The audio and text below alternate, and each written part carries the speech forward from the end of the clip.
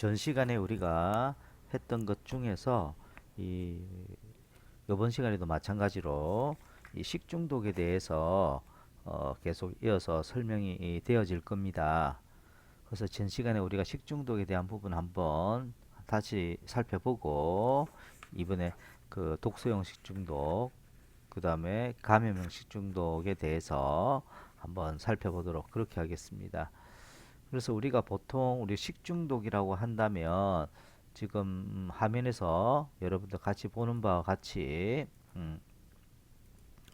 이런 세균성 식중독, 그렇죠. 자연독에 의한 식중독, 화합물질에 의한 식중독, 곰팡이 독에 의한 식중독, 요 크게 네 가지 형태로서 분류를 할 수가 있고요. 특히 그 중에서 한 전체 식중독 환자의 한 60% 정도가 요 세균성 식중독에 해당이 된다고 이야기를 했습니다. 이 세균성 식중독은 오늘도 이야기를 하겠지만 감염형과 독소형이 있다. 감염형이라고 하는 것은 해당되는 세균이 이 신체, 즉 몸속에 들어가면 다 들어가서 그 세균 자체가 식중독 원인이 되는 형태의 그 식중독 형태가 바로 감염형 식중독이고요. 세균 자체는 아니고 세균이 이제 신체에 들어갔을 때 세균에서 내뿜는 그런 독소에 의해서 감염이 되는 독소형 두 가지가 있다고 제가 설명을 드렸습니다. 그래서 이 세균성 식중독 같은 경우는 전체 환자의 한 60%가 발생을 하고 그 특성을 우리가 살펴보니까 여름철에 많이 발생한다라고 되어 있습니다. 그 다음에 급격히 집단적으로 발생하고 이 발생 지역은 좀 국한되어진다 이렇게 볼 수가 있습니다. 이러한 세균성 식중독과 달리 요즘은 이런 노로바이러스와 같은 바이러스형 식중독이 많이 발생이 되는데 요 두 개의 차이점으로 우리가 본다면 세균성 식중독 같은 경우는 2차 감염이 없죠. 그런데 반해서 이 노로바이러스 같은 이런 바이러스형 어, 이러한 바이러스형 식중독 같은 경우는 이 2차 감염이 많이 발생을 합니다. 전염력이 강하고 특히 겨울철에 많이 발생되어진다라는 거 한번 꼭 좀 한번 체크를 해주시기 바라고요. 그 다음에 세균성 식중독하고 소화계통 감염증 이것도 중요하니까 꼭 좀 외워주시기 바랍니다. 그래서 소화계통 감염병이라면 이전에 제가 설명을 드렸죠. 콜레라, 그죠? 장티푸스, 파라티푸스와 같은 이러한 감염병들이 소화계통 감염병이고 이 감염병 대부분이 법정 1군형 감염병이 된다 내가 설명을 드렸고요. 소량의 균으로도 오래 발생되어지고 이와 반대로 세균성 식중독 같은 경우는 많은 다량의 균에 의해서 발병이 되어진다. 그리고 소화계통 감염병 같은 경우는 2차 감염이 발생이 되어지지만 세균성 식중독 같은 경우는 2차 감염이 발생되어지지 않는다라는 특징을 가지고 있고요. 세균성 식중독 같은 경우는 보통 그 잠복기가 짧아서 한 8시간 내에 주로 발생을 하는데 반해서 소화계통 감염병 같은 경우에는 보통 한 일주일 정도의 잠복기를 가지고 있습니다. 또한 소화계통 감염병은 이런 감염병을 앓고 난 다음에 자연적인 면역이 획득되어지는 그런 반면에 세균성 식중독은 면역과는 관계가 없다. 이렇게 제가 설명을 드렸습니다. 그다음에 매년 여름이 되면은요, 이 식중독 지수에 대한 부분에 대해서 기상청에서 예보를 하게 되죠. 그래서 각각에 대한 내용들, 어떤 형태인지 위험 경고 주의 관심이 어떠한 의미를 갖고 있는지를 여러분들을 잘 알아주시면 좋겠습니다. 이렇게 해서 전 시간 했던 내용들을 간단하게 한번 정리를 한번 해드렸고요. 이제 그 우리가 세균형 식중독 전체 우리가 발생되는 식중독의 한 60% 이상이 세균형 식중독이라고 하는데 그 중에서 이제 그 첫 번째 독소형 독소형이라면 아까도 잠시 설명을 드렸지만 세균이 분비하는 독소에 의해서 감염이 되는 그런 형태를 우리가 독소형이라고 합니다. 이 독소형 식중독에는 어떠한 균에 의해서 많이 발생이 되어지는지 꼭 좀 알아주시면 좋겠습니다. 포도알균, 보톨리너스균, 웰치균. 이 세 가지가 바로 독소용 식중독을 발생시키는 세균들이다. 이렇게 보시면 되겠습니다. 꼭 좀 외워주시기 바랍니다. 포도알균, 보톨리누스, 웰치균. 그렇습니다. 그래서 첫 번째 이 포도알균에 의해서 식중독이 발생되어졌을 때는 어떠한 특성을 가지고 있는지 한번 보자라는 것이죠.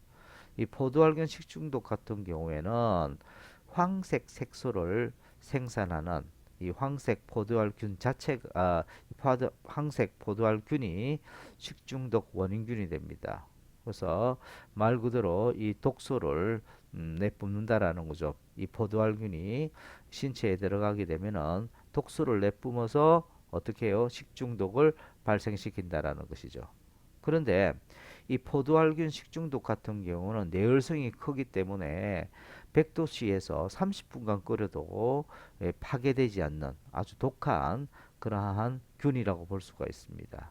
그리고 또한 이것뿐만 아니라 다른 세균에 비해서 산성이라든지 알칼리성에서도 죽지 않고 그대로 생존하는 그런 생존력이 굉장히 강한 그죠? 그러한 균이 바로 포도알균이라고 보시면 되겠습니다. 이 포도알균 같은 경우에는 잠복기가 짧습니다. 그래서 금방 드러나면서 이제 그거란 통증이 나타나기 시작하고요. 주로 포도알균 식중독에 의해서 발생되어지는 주증상은 급성 위장염이다. 이렇게 보시면 되겠습니다. 대부분 식중독 위장염이 거의 대부분이죠. 근데 급성이니까 아주 예를 들어서 이런 포도알균이 포함되어 있는 식품을 제가 섭취를 했을 때 바로 그 반응이 온다라는 겁니다. 근데 이런 주로 포도알균이 들어가 있는 식품들은요, 주로 어떤 그 식품들이냐면 여기는 우유라든지 우유 유제품이 되겠죠. 김밥, 예전에 김밥에 굉장히 많이 포함이 되어 있죠. 도시락, 어패류 같은 이러한 음식 식품에 이러한 포도알균이 포함이 되게 되면은 급성 위장염의 발생을 시킨다라는 것입니다. 그래서 이것을 예방하기 위해서는 식품 자체 원료를 좀 어떤 원료에 대한 오염을 방지시키고 열 처리를 시켜서 하는 것이 좋고 또한 신속하게 만들어지는 음식 예를 들어 김밥이나 이런 거 있죠. 도시락 같은 경우 빨리 섭취하는 것이 좋습니다. 그리고 빨리 섭취하지 않을 예를 들어서 않을 경우에는 식품을 보관해야 되는데 보통 5도씨 이하 그래서 5도씨 이하로 보관하는 것이 좋다. 그 다음에 손에 이렇게 즉 염증이 있거나 이런 사람을 또 음식을 조리했을 때는 안 된다라는 것이죠. 그래서 예전에 김밥 같은데 김밥을 먹고 식중독을 발생된 경우가 굉장히 많았습니다. 그 대부분이 뭐냐면 요즘은 우리가 일회용 장갑을 끼죠. 껴서 조리를 하게 되고 김밥을 이렇게 만들게 되는데 예전에는 그냥 손으로 했거든요.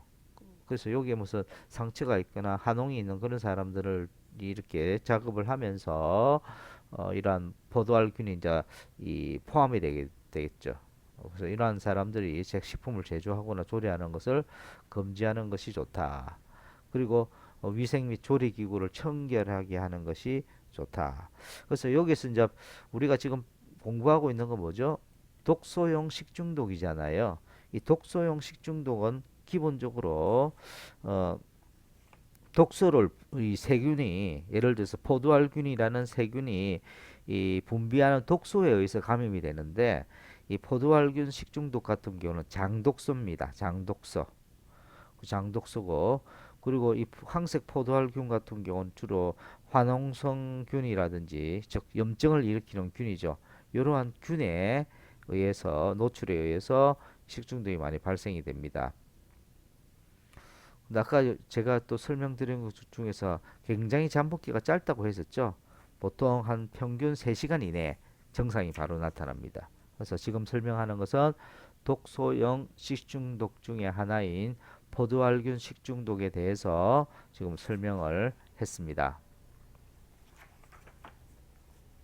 다음으로는 보톨리누스 식중독인데요. 보톨리누스 식중독도 지금 설명하고 있는 독소형, 즉 세균이 신체 내부에 들어가서 독소를 내뿜으면서 발생되어지는 식중독인데 그 중에 또 대표적인 것이 보톨리누스 식중독이다. 이렇게 보시면 되겠습니다. 주로 보톨리누스 식중독 같은 경우에는 어떤 식품에 많이 포함이 되어 있느냐면 이 보톨리누스균은요. 통조림, 소시지와 같은 가공식품에서 주로 혐기성이라는 것은 산수가 없는 그런 상태에서 발육하는 어떤 균이 바로 이 보톨리누스거든요. 그래서 통조림 같은 경우에 이렇게 이 다 이 공기가 이렇게 딱 막혀져 있죠. 통하지 않습니다. 그래서 공기가 없는 그런 상태에 이 그 발육하는 균이 바로 혐기성균이거든요. 이 혐기성균에 의해서 이 보톨리누스 식중독이 발생되어지는데 이 보톨리누스 균은 같은 경우에는 신경독소입니다. 앞에 있던 그 포도알균 같은 경우에는 뭐죠? 포도알균 같은 경우에는 장독소를 제가 분비한다고 했는데 이 보툴리누스균 같은 경우에는 신경독소를 분비를 해서 굉장히 통증을 주로 신경독소이기 때문에 신경계 증상이 주로 발생하겠죠. 장독소 같은 경우에는 아까도 잠시 설명을 드렸지만 위장염, 급성 위장염 증상, 그 포도알균 같은 경우는 급성 위장염과 같은 그런 증상이 발생되어지지만 보툴리누스균 같은 경우는 신경독소를 분비하기 때문에 신경계 증상이 주증상이라고 보시면 되겠습니다. 근데 발열은 없지만 굉장히 치명률이 높다. 치명률이 높다. 그래서 제가 학생들에게도 이런 이야기를 합니다. 마트 같은 데 이렇게 가보면 통조림 제품들 많이 있잖아요. 그 통조림 상태를 좀 보셔야 돼요. 좀 찌그러져 있거나 이런 건 좋지 않습니다. 그래서 그런 제품들을 또 어떻게 파느냐면 마트에서는 또 할인해서 또 팔거든요. 안 드시는 것이 좋습니다. 그래서 이런 혐기균에 의해서 현기성균에 의해서 이 그 균, 즉 보툴리누스 같은 현기성균에 의해서 신경독소가 분비되게 되면은 신경마비와 같은 어떤 그런 안 좋은 증상이 또 나타나게 심각한 증상이 나타나기도 합니다. 그래서 보툴리누스 식중독 같은 경우에 원인 식품은 소시지라든지 햄, 통조림 같은 것들이 되겠고 대부분 식중독 예방하는 방법은 거의 비슷합니다. 식품이 오염되지 않도록 하고 식품을 가열하고 난 다음에 빨리 먹는 것이 좋고 보관할 경우에는 냉장시켜서 균이 정식되는 것을 억제하는 것이 좋다. 지금 제가 설명하고 있는 부분은 뭐죠? 우리가 세균형 식중독 중에서 어, 내분비에 독소를 내뿜으면서 어, 식중독을 발생시키는 독소형 식중독에 대해서 제가 설명을 하고 있는데 그 중에 첫 번째가 포도알균, 그죠? 장독소를 내뿜죠. 그다음 두 번째 보툴리누스는 신경 독소를 분비를 합니다. 그죠? 그런 부분들 한번 쭉 봐주시면 좋겠습니다. 그 다음에 이제 세 번째 독소형 식중독의 세 번째 균이 웰치균이라는 것이 있는데 주로 이 급식과 같이 집단 어떤 조리할 때 많이 발생되어지는 그런 식중독이라고 보시면 되는데 이것도 역시 장독소입니다. 그래서 여러분들 독소형 중에서 포도알균과 웰치균 같은 경우는 해당되는 이 균이 신체로 들어가서 장독소를 내뿜으면서 식중독이 발생되는 것이고 보툴리누스균은 뭐죠? 신체에 들어갔을 때 이 뿜는 그 독소가 신경독소죠. 그 차이가 좀 있다. 주로 가축이라든지 가금이 해체될 때 그래서 여러분들 그 소나 이런 그 해체는 식육 같은 데할 때 해체하잖아요. 그때 오염이 주로 많이 된다고 합니다. 이 사실 웰치균 같은 경우는 발생률은 낮고 증상은 가볍지만 대규모로 발생한다는 그러한 문제점이 있다라고 보시면 되겠습니다. 그 부분 세 가지. 그래서 여러분들 방금 제가 설명했던 독소형 식중독 세 가지 뭐였죠? 보, 포도알균, 보툴리너스균, 그다음 웰치균 이 세 개에 의해서 독소형 식중독이 발생되어진다. 이렇게 여러분들이 좀 정리를 해 두셨으면 좋겠습니다.